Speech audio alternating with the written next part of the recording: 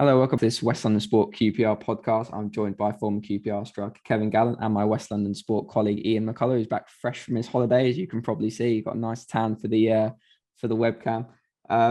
We've been baiting lads for a few weeks now whether we think QPR can still get in the playoffs and whether that still looks like a possibility despite the awful run of form. But I think we can definitively say now that that's not going to happen. QPR will be playing Championship football again next season. It's not completely mathematically impossible. 6 points with 2 games, but the 10-goal difference essentially means that it would a lot of things would have to happen for that to happen. So, yeah, QPR will be playing Championship football next season. I suppose, like we touched on a lot in recent weeks, obviously a hugely disappointing end to the season. But I want to start by talking about the manager situation again. Kev, obviously last time we spoke, you sort of said that you'd be quite keen to see Warburton maybe start the next season. I mean, is that still the case? Even given the recent run and given, even if they were to lose the last 2 games. So, I mean, like I said, as I've said a lot recently at West London Sport, we don't expect that Mark Warburton will be in the job next season, as Dave McIntyre has reported as well. But what are your thoughts on that? Are you still the same as you were last time we spoke? Well, it's a tough question, but I think it's just the run of results since February is sort of put. If you would have asked everyone this question in December and January, we'd have said, "Oh yeah, all day long, he'll be there next season." It's just really has been a collapse over the last few months. But then, as I said last week, progress has definitely been made with players. Rob Dickey for one, Chris Willock. These are players who have come in and now are sellable assets, but also they could make a big profit on them. And you have to give credit to the manager for things like that.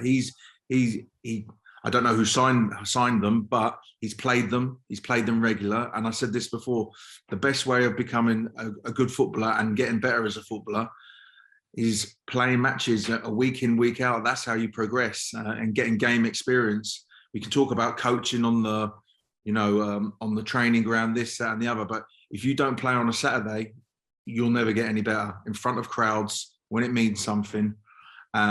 He's got a style of play that has suited those players and not just him. And I think he deserves a crack at it next season. But then my question to everyone, supporters, is if he does go and people want him to go and want him to be sacked, who do you replace him with? You have to replace someone. Sean Dyche? Well, it's not going to happen. So, I've read all this nonsense, Sean Dyche. Sean Dyche is, I think, waiting for a £15 million pay-up at Burnley. Sean Dyche, if QPR are saying that they haven't got the money and this, that and the other, they're not going to be paying Sean Dyche £3.5–4 million a year. Are they? Let's be perfectly honest. And Sean Dyche probably thinks, hold on, I'm a Premier League manager. Been in the Premier League for how long with Burnley? Let's be fair, he's done well to keep them up all these years. He's probably think I'm a Premier League manager. So yeah, definitely. I don't think he'd want to drop down to the Championship. 2, we can afford him, and 3, he's not really the style of football that QPR play either. So it's just for me a nonsense. Now, I don't know, but if you do if the board decide to get rid of Mark Warburton, who are they going to replace him in? Is he going to be better than him? Because there's no point replacing someone if they're not better than the current manager. And also, has anyone asked Mark Warburton if he wants to stay? He might think, I've taken this team as far as I can. I might want a new challenge. We don't know. I mean, Dan, has anyone asked from West London Sport this question to him? That's one for Friday, isn't it then? Friday night. That one down, mate. Cheers for giving me that Gallen one. asked. Do you want to stay? That's what I feel. I think he deserves. I mean, there's no getting away. The last few months has been dreadful, but also there has been some injury problems that, your best player, your 2 best players, you got Senny Dieng, your top goalkeeper, and your best player Chris Willock, and then there's also players that have been out of form. I mean, Lyndon Dykes. I mean, he's been the strikers this season. I think have been really poor and let the team down. Really, they haven't got going. All 3 of them haven't got going one bit. And they might say, "Well, I've never had a proper run of games and this, that, and the other." But when they have played, I haven't been impressed. I mean, Andre Gray in the last 6 weeks, had done a lot better, but before that, didn't do much. Charlie Austin started the season okay. Since then, hasn't really played, and when he comes on, he hasn't looked half the play was at last season. And Lyndon Dykes the same. I mean, the Lyndon Dykes from the end of last season to this season is a completely different player. It'd be interesting to find out what's gone on there. Yeah, no, I think you make a good point. It's like, obviously the manager and everyone's got to be held accountable, but I think there does need to be more conversation about some of the players' performances this season and, you know, what they were expected to be and what they have been. I think that has been a huge factor. But Ian, like I said, you know, at West London Sport, we don't expect Mark Warburton to be there next season. You've made your feelings quite clear that you would like to see him stay on next season. But as you know, as we expect to happen if he goes, what kind of manager now should QPR be looking for? Is it someone of a similar build to Warburton who's going to come in, develop players? What kind of things are you looking at, characteristics for someone that should come in and coach QPR? I think pretty much what they need is what they've got. Yeah. To be honest, I mean, I'm echoing what I said already and what Kevin said. I think, I mean, you can't get away from it. The first half of the season, well, 2/3 of the season was promotion form, and really, since February, it's been relegation form. You can't get away from that at all. You know, the results don't lie, and we are on the table, etc., etc. I think had this taken place with a full complement of players, the goalkeeper, Willock, etc., then you'd have to say, well, why? You know, the position would be more untenable. But there are factors for why what's happened. Can't get away from it. But yeah, you have to question the players as well. I mean, you know, a lot of money has been paid out in wages to Charlie Austin, and he looks sort of half the player he did last season. Doesn't look fit. Stefan Johansson doesn't look the player he looked last season. I do know for a fact that he's hardly trained since about November. Yeah, I was going to say that. I don't think he's been fit, has he? He has not looked fit for like half a year. I think it was a game, Huddersfield, around that time, sort of November, pre-Christmas, around then. And he doesn't look fit. He doesn't look fit. And I've read some stuff on Twitter. His legs are gone. His legs haven't gone. He just doesn't look fit. I think you get him a pre-season for next year. I think there's still much left to offer with him. I think we've seen enough of Johansson to know what he can do. But it's disappointing, and really, and the guy they bought to be his kind of long-term replacement, Andre Giselle, frankly, doesn't really look up to it at the minute. I mean, whether or not he should play further forward and playing him in a two in front of the defence with Sam Field isn't really working. But so maybe they're not using him in the best way possible. But if they are to get someone in, I mean, to be honest, if they're going to get someone in, they need to have it lined up now, because the season starts on July the 30th this year. So you've got, because of the World Cup, so you've got pre-season to organise, players going to come back earlier. You've got players out of contract. The manager knows the squad, what needs replacing, who needs to go where, who's going to be sold. There's a lot to carry on. So I think almost to change your manager now, unless you've got someone sort of ready lined up to come straight in, then it's, in many ways, it's kind of irresponsible perhaps to do it with the short turnaround for next season. Sorry to interrupt you, Ian, and it's just come into my head.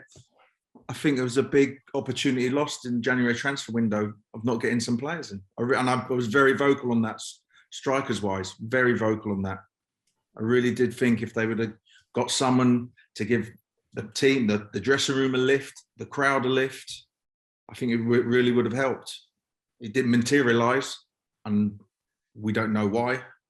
Whether it was money or didn't want the players or couldn't get them, I don't know. But I thought it was a big opportunity missed.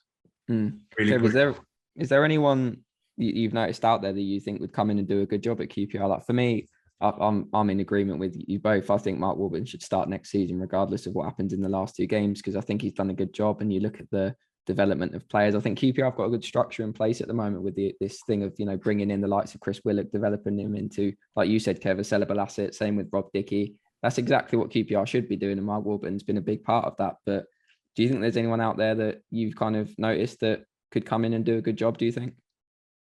Do you know what? Kevin Gallen? Just off the top of my head, no. But if I've sat down and thought about it, and some players, there is players about. You got to try and go and get the best players out of League One, maybe, or try and get players from the academies, like, you know, who've developed, like Will it come from Arsenal's academy? You got to go look at unfortunately, Chelsea's academy, get loan players, Arsenal's, if you can. I mean, in terms of a manager as well, though, I was thinking in terms of like a manager to come in. Have you seen anyone out there that you think come in and do a good job? Oh, well, as a manager, yeah. I'm not going to say that because one, they're probably in a job and it ain't fair. But I just think, and Ian said it 5 minutes ago, and I 100% agree with him. They've got the manager they want to. That's the one who's manager at the moment fits the bill of what they want as a football club. Yeah. So no, I agree completely. But I think as well, like there's in many ways. Birch said on the pod a few weeks ago, I do kind of agree with him that people are use Brentford. The expectation of Brentford fans and QPR fans are completely different for where Rangers are now, and quite rightly, QPR fans have been in the Premier League, have always kind of had high expectations about what they expect from footballers on that. But the reality of it is, they've got like a bottom 7, bottom 8 budget. And if people go, I'll get Daniel Farkin, they're not going to come in. They're not going to come into a club with a bottom 8 budget. He's probably going to have to sell someone like Rob Dickie in the summer or a Chris Willock. Because, they didn't sell anyone last year. They've spent a big chunk of change on the guys they brought in, Austin, Johansson, etc., on wages. So someone's going to have to be sold this summer. And I think, Les Ferdinand has sort of more or less said that. The plan is we probably have to sell each summer. And if, someone comes in, I can see someone coming in for Rob Dickie from the Premier League and taking him just purely because there is a paucity of centre-backs and someone who is a good defender. He might not be the quickest, but he's a very good player on the ball. I think he fits the bill to sign for a Premier League team. Someone in the kind of lower regions of the Premier League. If someone comes in and offers 10 million for him, then they probably have to take it. And then is a manager going to come in and go, well, who are you selling? Oh, well, I want to work with him, but you're going to sell him. So there's a lot more to it than just plucking a name out of the air and saying he'd be brilliant for QPR. But I don't think that's a problem selling Rob Dickie, because if that money then goes and reinvests to make the actual squad and team better, then I think that's a good thing. That's a good thing. Yeah, absolutely. It's a good thing. You're buying for 1 million? If we get 10, that's a £9 million profit. Reinvest in the team, make the squad stronger, make the squad better, make the first 11 better. Not a problem. I think that's the best way. And if you can keep doing that and making the team better every year by selling one player, then that's the way to do it. But have to do that. But you kind of want the manager that's been in place for 3 years to oversee and go, right, this is needed, that's needed, that's needed. For someone to come in and go, I don't know the squad, I don't know the players, where do we need to strengthen? When you've got such a short turnaround to the start of next season, I think you almost need to give, the manager the benefit of the doubt. So, okay, there are reasons why this has happened. We'll give you another go and see where we go. The only problem you've got that is if they start this next season poorly, it's going to be very hard for him to turn that around and keep his job. So it's that balancing act of, do you kind of give him a pass and say, this season has been a write-off second half of the season because you've lost so many key players, and we trust you to kind of get back to what you started off doing at the start of the season with a fresher squad and fresh legs. But yeah, I mean, sacking managers costs money, because one, you've got to pay them up, you've got to pay some of the staff. I don't know, but some of them will go. You then get a manager, he wants to bring his staff in. Then he looks at the squad and says, no, I don't want him, I want this player. And you start spending, you get onto that. Sometimes it costs too much and if QPR are sort of pleading poverty, and when they're asking the fans 20 grand to put a stand bowl site letters up on the stand, come on. Just on that, what you were saying, Ian, as well, I wanted to come on to a bit, but I'll mention. Sorry, Kev, it's actually 6 grand they're asking for. Sorry. £6,000 they need to put letters on the stand. Yeah, that Dulux paint costs a right. Must. It's trade standard.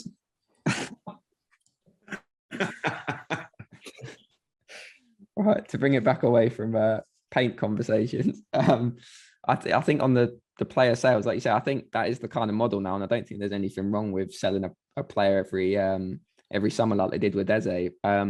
I was just thinking, like, I think they will try and sell a player QPR this summer, but I was thinking earlier, like, I'm not sure who that is. I think you're right, and I think Dickey is maybe the most likely one to go. Not that he's like QPR's most appealing player, but I just think like Willock and Chair.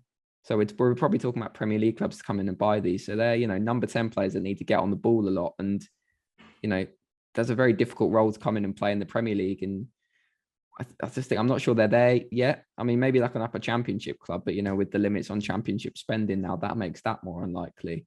I feel like Dickey or like Dieng, maybe like a goalkeeper. Like you said, centre backs and goalkeepers are kind of like the two positions that, I guess are easier to fit in almost, rather than like an attacking number 10. So I'm not sure that they can sell a Willock or a Chair this summer. I'm not reporting that. That's just my own opinion. But I mean, it kind of brings me on to the point, whoever comes in is going to face quite a big kind of rebuild job, essentially, not just because players might be sold, but also because of the players out of contract. So bear with me, I've written down the players that are out of contract this summer. So we've got Johan Barbe, who's probably the most talked about one. You've got Dumball, who's not really played recently. Albert Adoma's out of contract. Lee Wallace. You've got the two goalkeepers that have come in as well, David Marshall and Kieran Westwood. Moses Odebajo, I think, has got an option for another year, but he's sort of contract could run out this summer, and he's obviously injured now for 3 months as well. So that potentially changes that. And then you've got the loan lads who are going back as well. Jeff Hendricks, Sam McCallum, Andre Gray, Dean Sanderson, they're all going back to their parent clubs. Hopefully I've not missed anyone, Ian. I know you've written them down as well, but I think I covered them all. Yeah. But is the League 5 aside next year? Well, that's what I'm saying. This is, there's a lot of players they're leaving. That's a lot of players they've got to bring into the squad. I mean, I guess there's two ways of looking at it, Kev. I mean, is it a good opportunity for a new manager to come in and kind of reshape the squad in the way they want, or should whoever comes in really be looking at that squad and trying to keep some of those guys in? And if so, who do you think?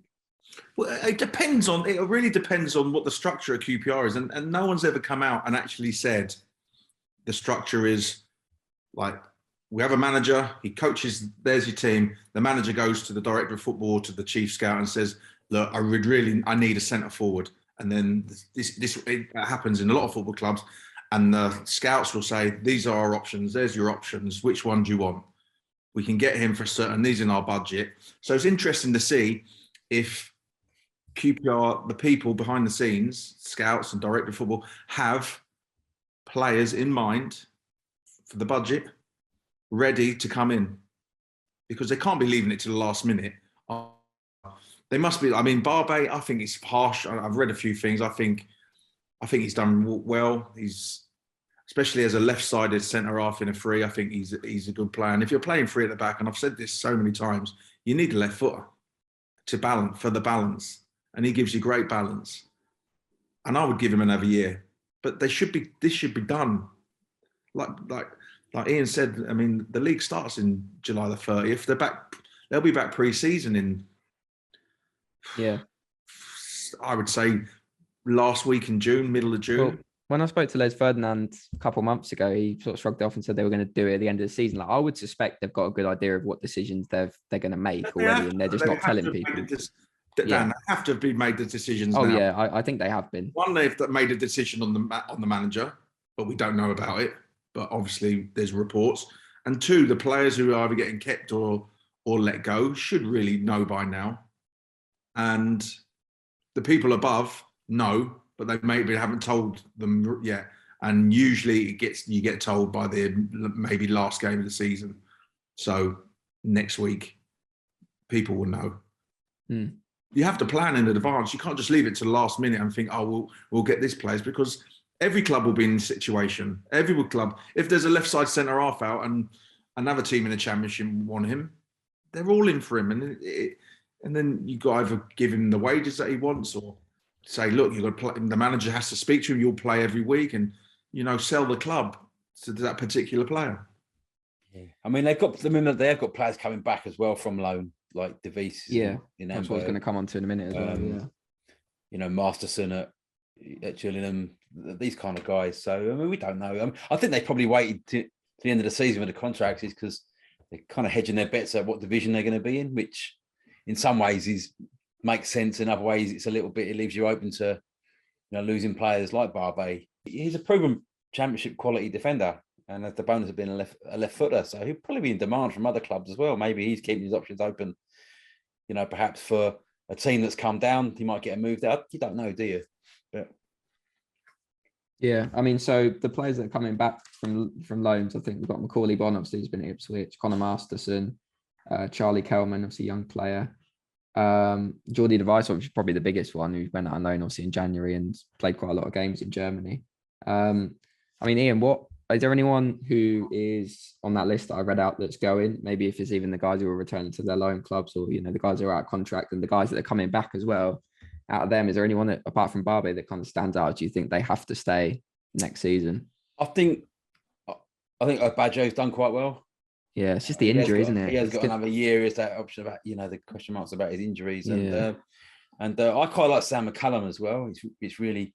I think when he has been fit and he played, he's done pretty well. But obviously Norwich coming down, are they gonna? Yeah, well, Dean Smith and Craig Shakespeare were at QPR the other day, which, I mean, I'm not definitely sure what they were doing, but I imagine they would have been looking at McCallum as part of their job, to see how he was doing, see if he's up to the Championship standards. So you think maybe he's going to go back, like you say, with Norwich coming down. But yeah, I mean, I don't know what Norwich left back stocks are like. But I mean, defensively, they ain't the best, are they? So you kind of think that, and having a look to see what defenders they got out on loan to kind of improve out when they come down. But they're the only two really. There isn't really anyone else. I mean, Albert Adoma has been he's done well in 2 years. To be fair, he has made a contribution. He's scored some important goals, set up a few goals. But he's 34 now. He's not going to get any better, is he?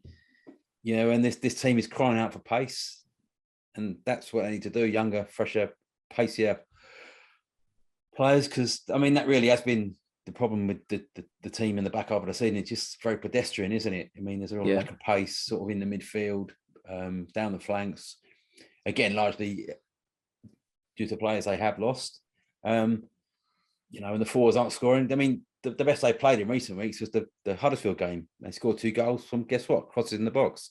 But crosses in the box, you're not going to score goals, and that has been the problem.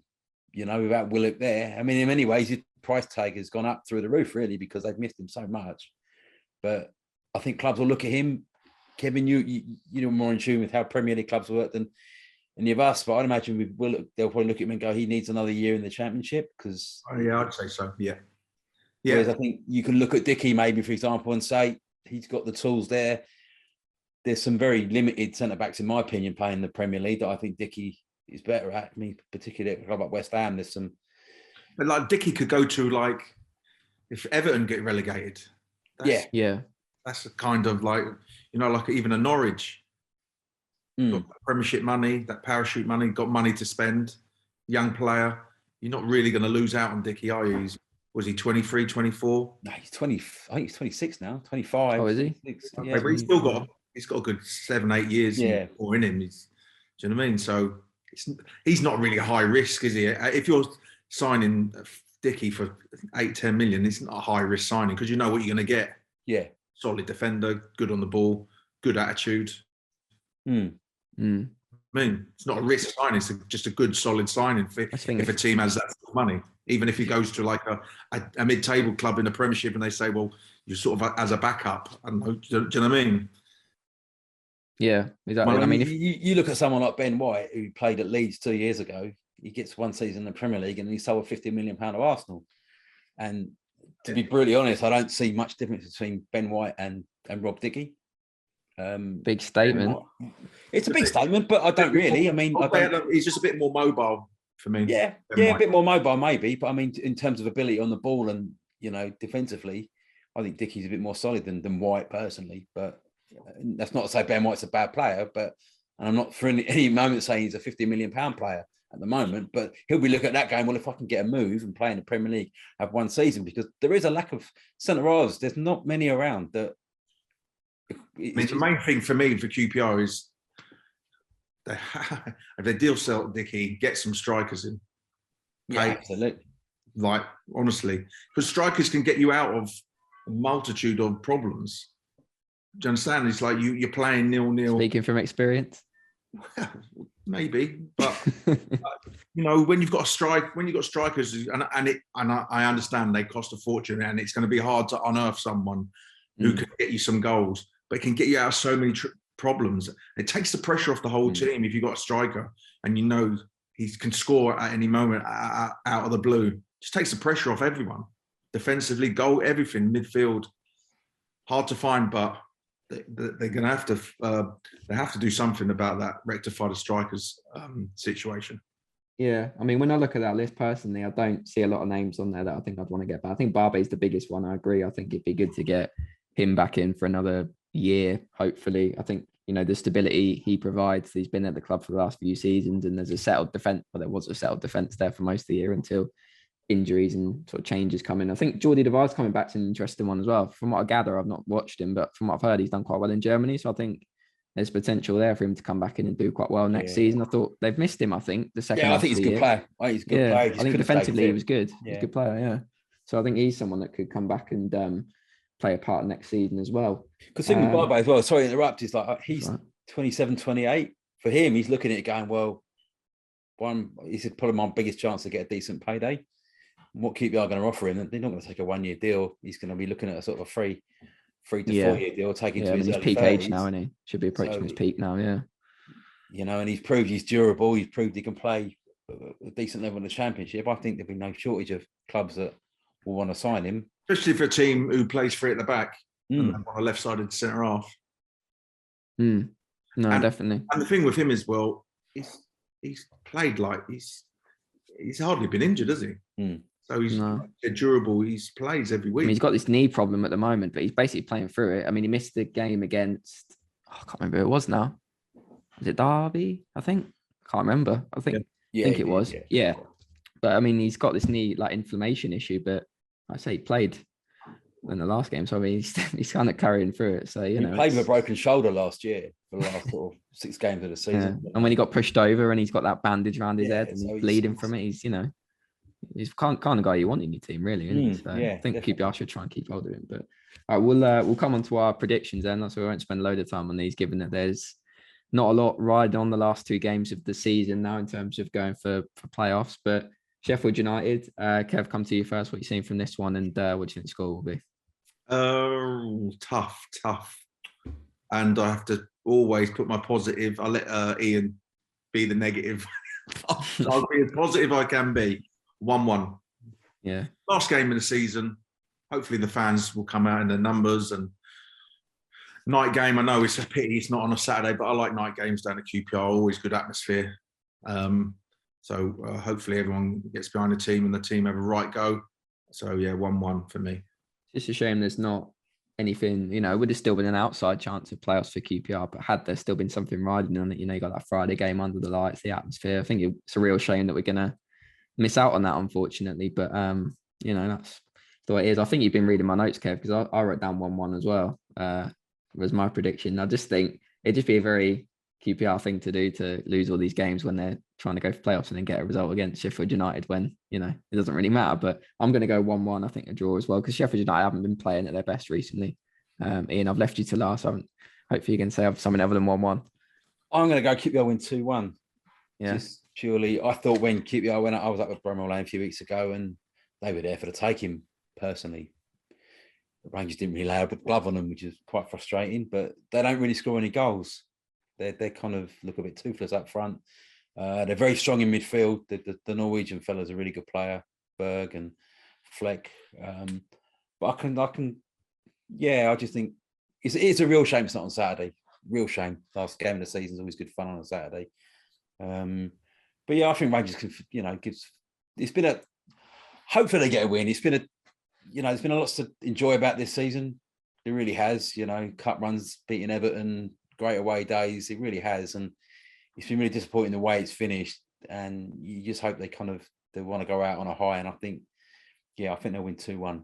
Yeah. I mean, you lose the last 2 games and it really is like going into next season. There's a real, something, I mean, there will be, I think anyway, given how the season's ended, but 2 wins, or, a couple of results in the last 2 games would help that a bit, I think.